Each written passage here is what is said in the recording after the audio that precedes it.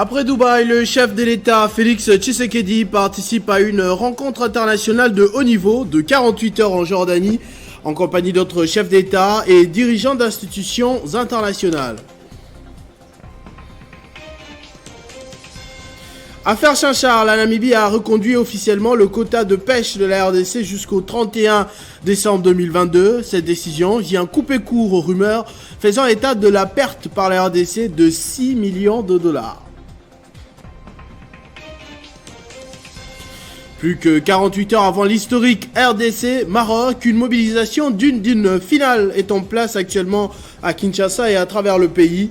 La FECOFA a entre-temps nié les mauvaises conditions dénoncées par les Marocains lors de leur accueil mardi en soirée. Mesdames et messieurs, bonsoir. Après sa remarquable participation à la journée de la RDC lors de l'Expo Dubaï aux Émirats Arabes Unis, le chef de l'État, Félix Tshisekedi, accompagné de son épouse, s'est rendu tout de suite en Jordanie. Il se tient dans ce pays d'Asie ce 23 et 24 mars une rencontre internationale de haut niveau organisée à l'initiative du roi Abdallah II de Jordanie. Le président de la République a atterri à Aqaba ce mardi et devrait rencontrer des chefs d'État ainsi que des dirigeants des institutions internationales également conviés par le roi de Jordanie pour ce mini-sommet. Session ordinaire de mars au Sénat. La plénière de ce jeudi 24 mars sera consacrée à l'adoption par la plénière du projet de calendrier des matières à traiter.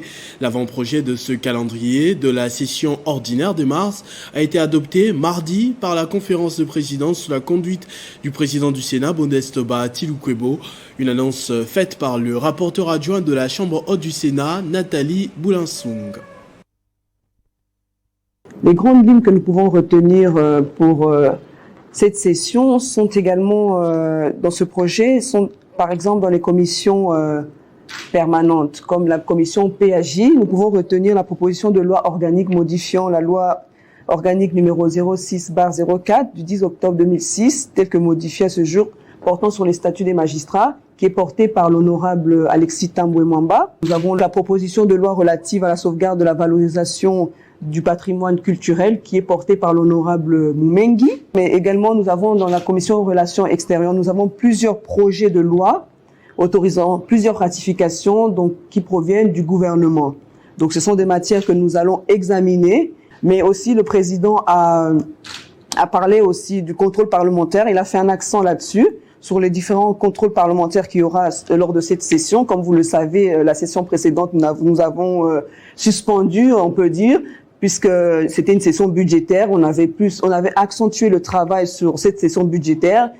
Et donc, nous avons suspendu les différents contrôles parlementaires. Il y a déjà plusieurs initiatives, plusieurs lettres que le président du Sénat a déjà envoyées à différents ministres.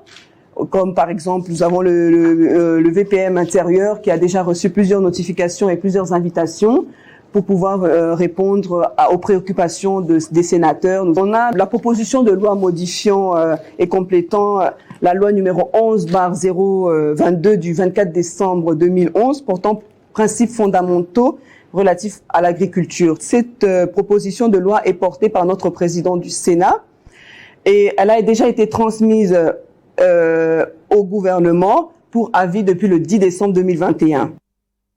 La commission socio-culturelle de l'Assemblée nationale a reçu ce jour un groupe des femmes responsables des associations féminines pour un contrôle citoyen, mieux un rappel du devoir de redevabilité sur la cause de la femme dans leur travail. Ce groupe de dames qui sont des responsables des associations féminines et elles sont venues faire un plaidoyer, mais j'appellerais ça le contrôle citoyen. Parce que nous sommes l'Assemblée nationale, nous avons le devoir de redevabilité vis-à-vis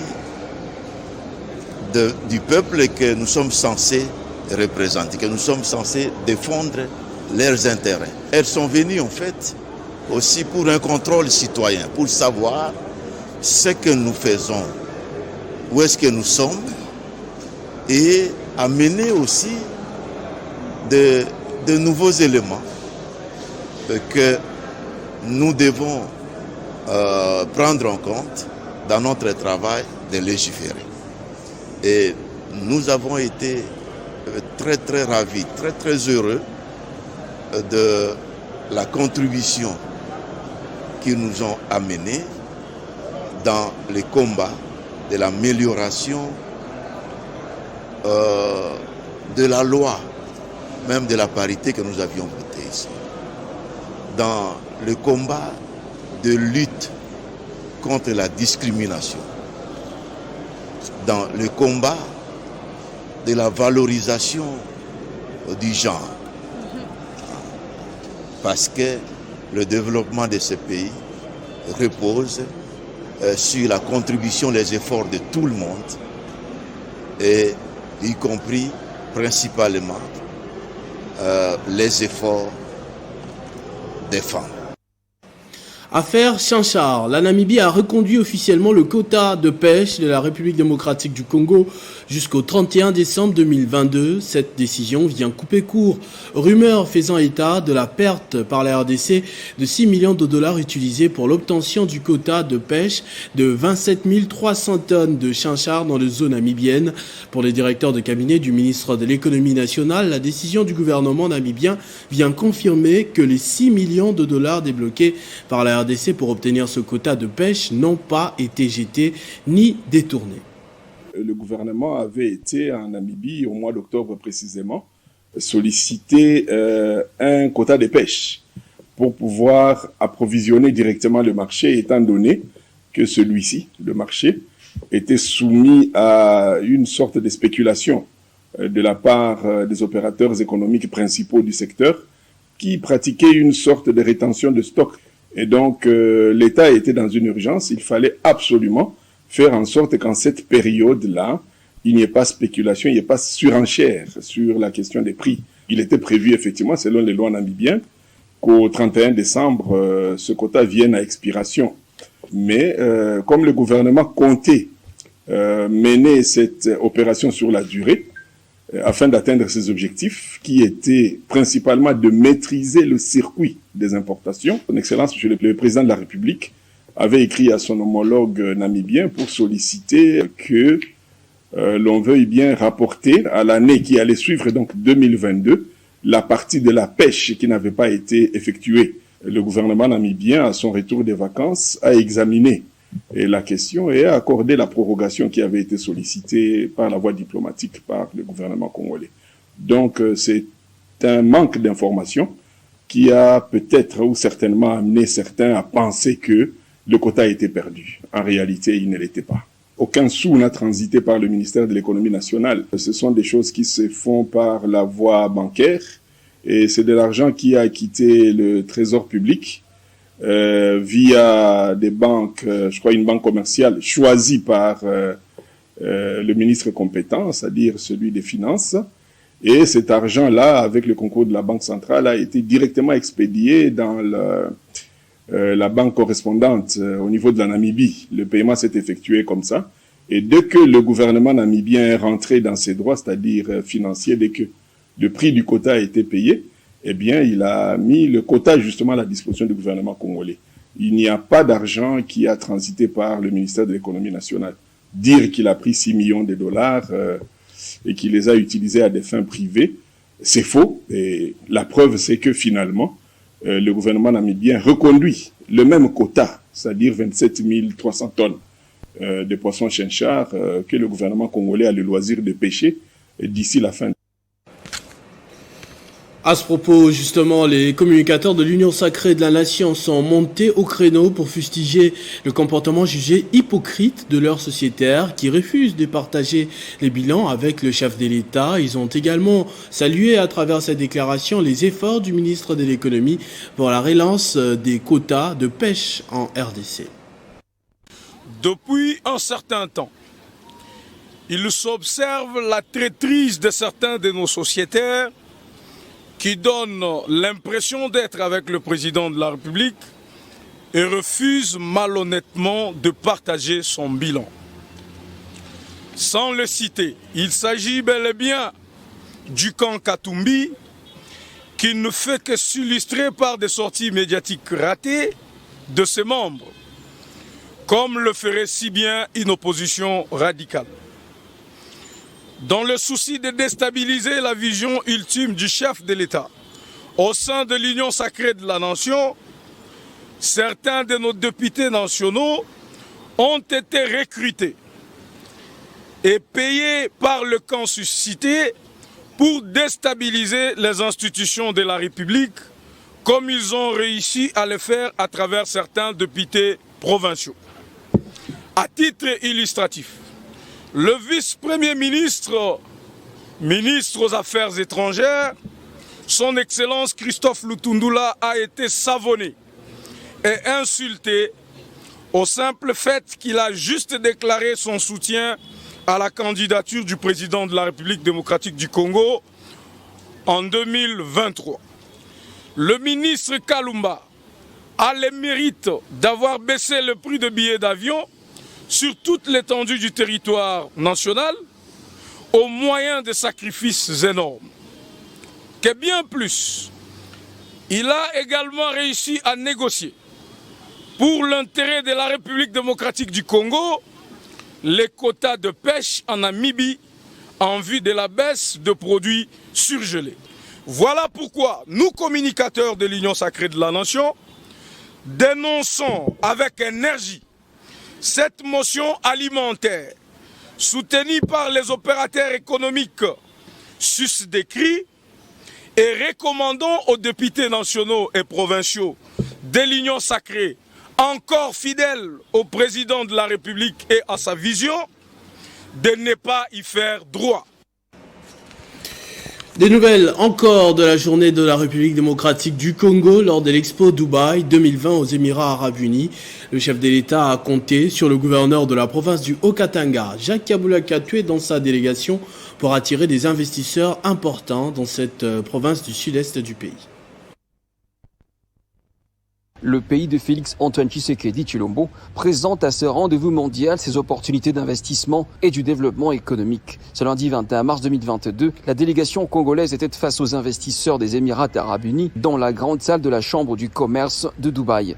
Le Haut-Katanga présente à ses assises de haute facture avec à sa tête le gouverneur Jacques Kabula Katoué. Ce dernier assisté par la ministre provinciale de l'économie Cécile Kanyeba et le directeur de cabinet en charge de la politique et l'administration Christian Kunda. Le ministre national du commerce extérieur Jean-Lucien Boussa a invité les opérateurs économiques des Émirats arabes unis à saisir les opportunités pour échanger avec 44 opérateurs économiques de plusieurs secteurs dont les mines, l'agriculture, les secteurs pharmaceutiques, touristiques, énergiques et autres. Une invitation renouvelée par le président de la Fédération des entreprises du Congo qui a insisté sur la coopération gagnant-gagnant.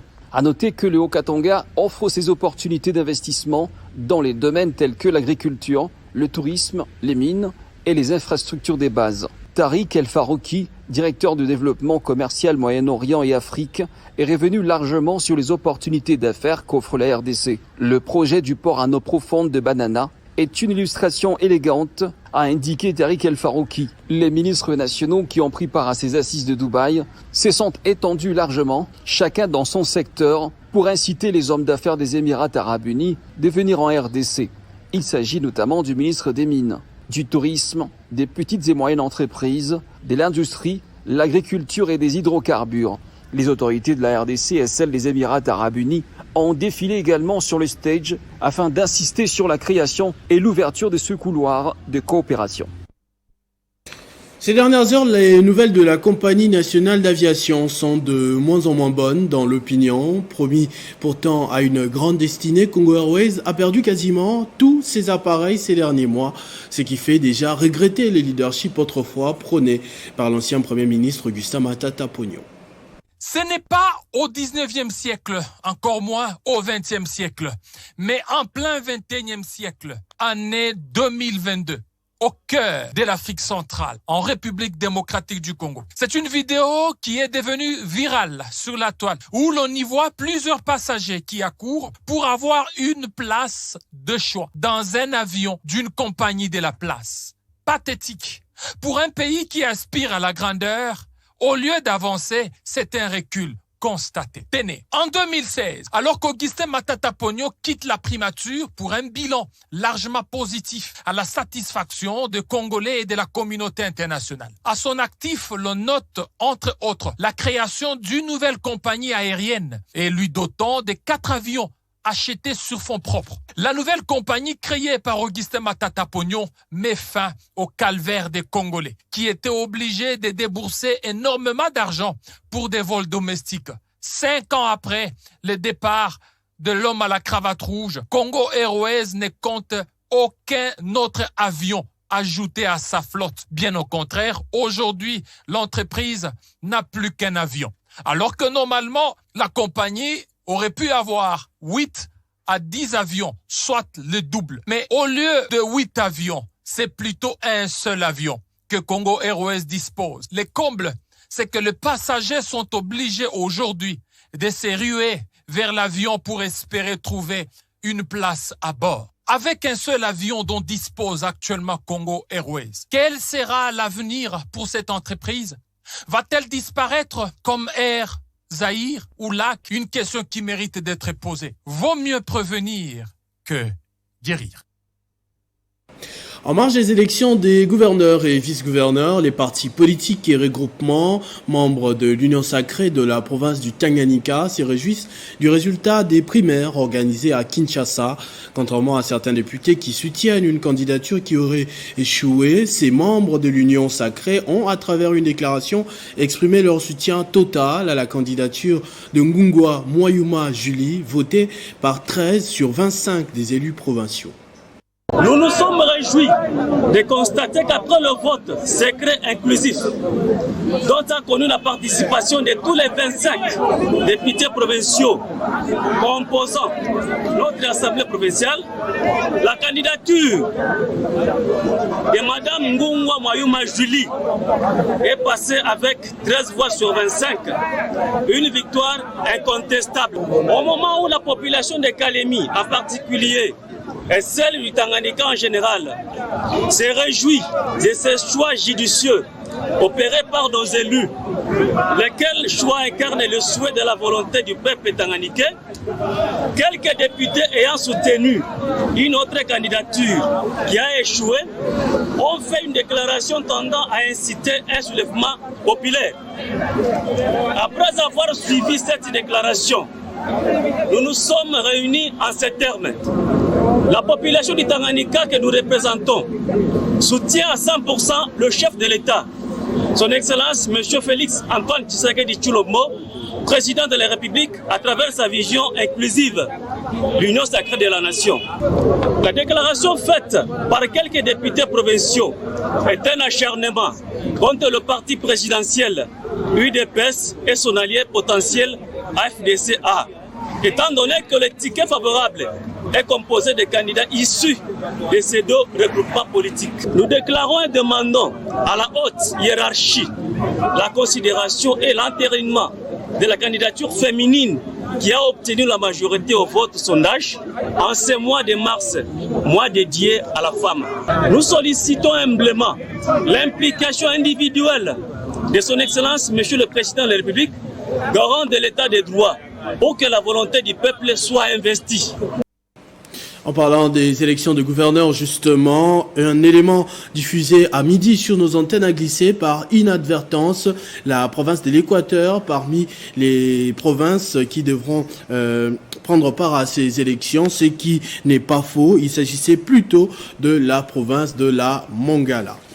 La province du Olomami va bientôt se doter d'un hôtel du gouvernement. Les discussions sont au beau fixe entre l'exécutif provincial et l'entreprise GLM. Une réunion s'est tenue entre les deux parties pour la matérialisation de ce projet. Dans un avenir proche, la province du Olomami va s'y doter d'un hôtel du gouvernement à la dimension moderne. C'est d'ailleurs dans cette optique que le gouverneur ad interim Kabamba Ilunga Batame Anani a eu une séance de travail avec les partenaires de l'entreprise GML à côté des membres du gouvernement provincial. La séance du jour a eu pour objectif d'étudier la maquette de ce que sera l'hôtel du gouvernement provincial, nous dit ici Maître Gaël Kassongo Mpafou, porte-parole du gouvernement provincial du Olomami. C'était dans les soucis de doter à la province du Haut-Lomami un imposant bâtiment où abritera les bureaux de son Excellence Monsieur le Gouverneur, les bureaux des membres du gouvernement ainsi que les services. Après débat et discussion, il s'est avéré que l'entreprise GML a arraché les du marché, va construire 120 bureaux, y compris les salles des réunions. Ce projet s'inscrit dans la logique d'un partenariat public-privé selon les prescrits de la loi relative aux passations des marchés publics en République démocratique du Congo. Il y a certaines recommandations qui ont été arrêtées. Dans le chef du gouvernement, en fait, de faire part à l'Assemblée provinciale du dit projet de l'entreprise, de mener une étude de topographie sur le site à construire, et aussi dans les chefs des membres du gouvernement tels que je l'ai souligné tantôt là. À travers cet acte, le Haut-Lomami veut s'inscrire au panthéon des provinces émergentes en République démocratique du Congo dans la ligne droite de la vision du chef de l'État, Félix Antoine Tshisekedi Tshilombo. La cellule de communication de l'ESBEL Initiative Plus Olive Lembe Kabila dénonce les personnes mal intentionnées qui produisent des faux documents tels que des certificats de don ou des fausses pièces d'identité au nom de Marie-Olive Lembe Kabila pour arnaquer des paisibles citoyens. Plus de détails dans cet élément. Le phénomène a pris de l'ampleur sur les réseaux sociaux et fait beaucoup de victimes. L'usurpation d'identité liée aux faux et usage des faux documents est en vogue en ce moment. En tant que personnalité publique, Marie-Olive Lembe Kabila n'est pas du tout épargnée. Un réseau d'arnaqueurs s'évertue au quotidien à escroquer des paisibles citoyens. Ces personnes mal intentionnées font circuler des documents à l'instar de ce certificat de don et cette fausse pièce d'identité au nom de la présidente de l'ESBEL Initiative Plus.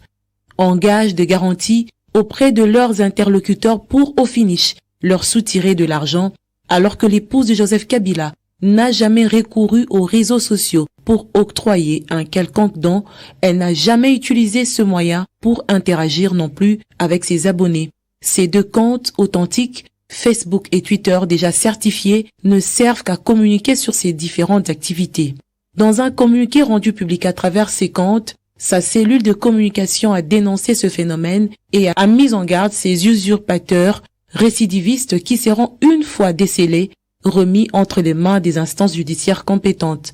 De ce fait, Marie-Olive Lembe Kabila, tout en compatissant avec les victimes, elle a appelé la population à doubler la vigilance et à ne pas tomber dans les pièges de ces arnaqueurs.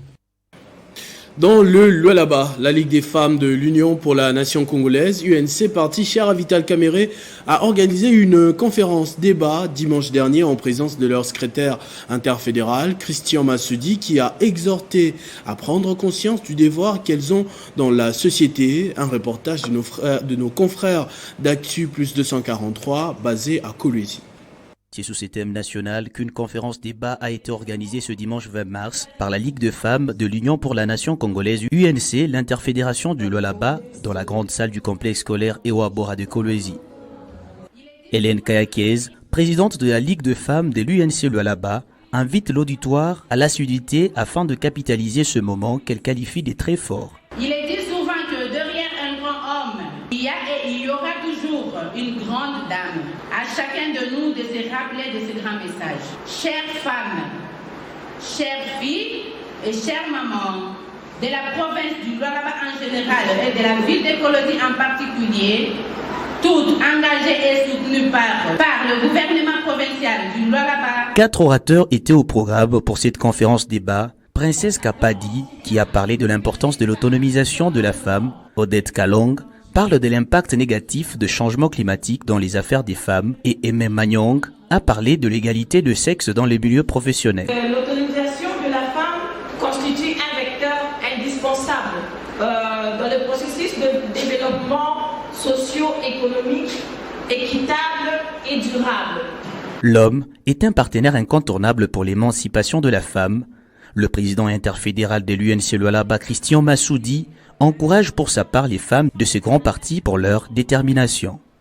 La parité n'est pas un cadeau, mais plutôt elle exige de votre part en amont de qualifications avérées.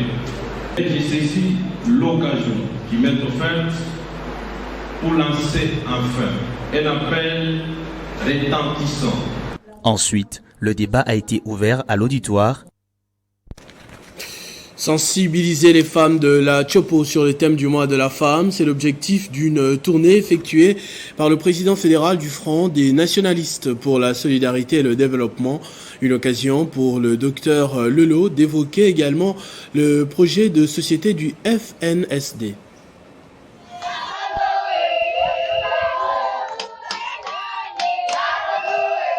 Poursuivant les activités du mois de mars dédiées aux droits de la femme, le président fédéral du Front de nationalistes pour la solidarité et le développement, FNSD Chopo, Dr Lolo Ofoilo, est allé à la rencontre de femmes des policiers du camp Kapalata, de celles de la commune de Kisangani et de celles de la rive droite de la rivière Chopo. Partout où il est allé, Dr Lolo a sensibilisé les mamans sur les thèmes de l'année, à savoir promouvoir l'autonomisation de femmes et des filles ainsi que l'égalité de sexe dans les contextes de lutte contre les changements climatiques. Il les a exhortés à participer aux activités politiques à l'instar des hommes.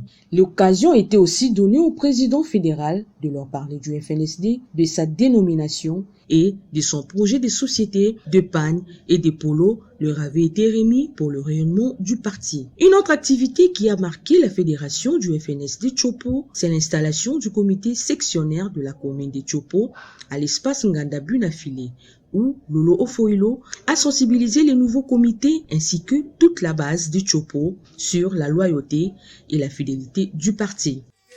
Yes! Yes! Yes! Yes! Éliminatoire de la Coupe du Monde Qatar 2022, 26 léopards ont pris part ce mercredi à la deuxième séance d'entraînement au stade de Martyrs de la Pentecôte sous l'œil technique de Raoul Hector Cooper. Cette deuxième séance était à huis clos, question de permettre aux fauves congolais de se concentrer et peaufiner des stratégies pour battre l'équipe marocaine vendredi à Kinshasa. Les Lions de l'Atlas aussi se sont bien entraînés ce mercredi, contrairement à ce qui se raconte sur les réseaux sociaux par rapport à un prétendu mauvais traitement des Marocains à l'aéroport. La FECOFA a précisé que la délégation marocaine s'est compliquée elle-même la tâche en refusant le bus qui était mis à sa disposition, croyant aux superstitions, alors que le bus qu'elle voulait prendre n'était pas en bon état. Une incompréhension qui n'aura duré que quelques minutes parce que revenu sur le bus loué par la FECOFA. Et ce mercredi, dans la matinée, ce sont les animateurs qui sont allés se faire vacciner contre la Covid-19, une vaccination assurée par Rich Village. Ils ne jurent que sur la victoire des léopards. Revivez cette ambiance à la place des artistes de la commune de Kalamou avec Arlette Boutella.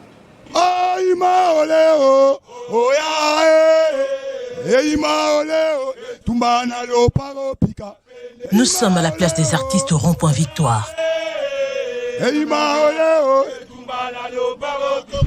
Bakoko batika etona bomengo paliterete bona kongo e baboma kimbangu. Ici, ce sont les animateurs des léopards de la RDC, toutes tendances confondues. Pour la double confrontation contre le Maroc, rien n'est laissé au hasard. Ils sont venus se faire vacciner contre la Covid-19 au site Vaccinodrome. Ndenge bakonzi mboka balobaki mutu tu phase à la vacciner ya moni toza awa toyo ozwa vaccin pour tozo préparer milulu ya match ya vendredi à Maroc contre RDC.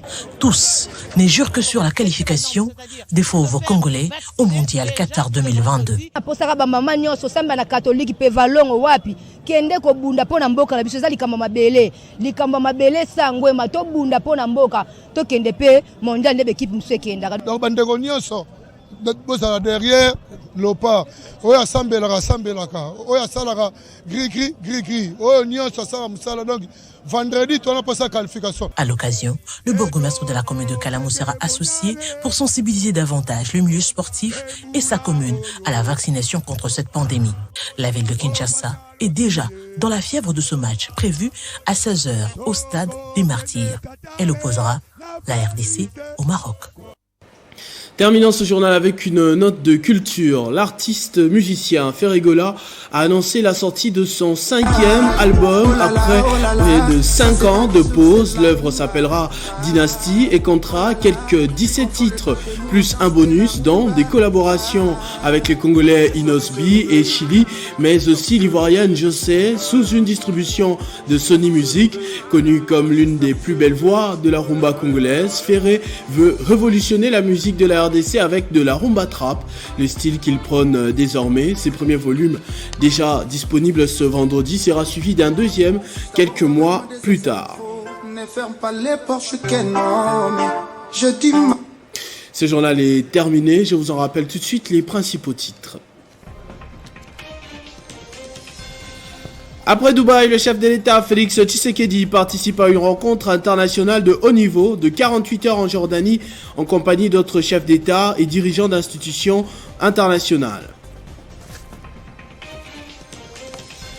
Affaire Chanchar, la Namibie a reconduit officiellement le quota de pêche de la RDC jusqu'au 31 décembre 2022. Cette décision vient couper court aux rumeurs faisant état de la perte par la RDC de 6 millions de dollars.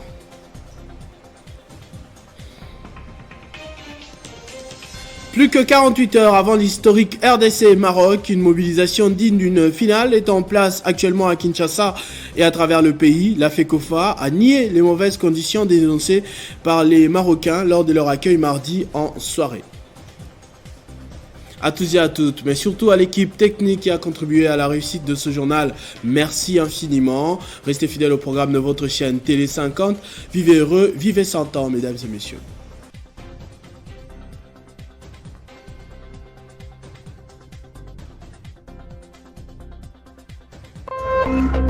Téléchargez les infos Télé 50 sur www.télé50.cd.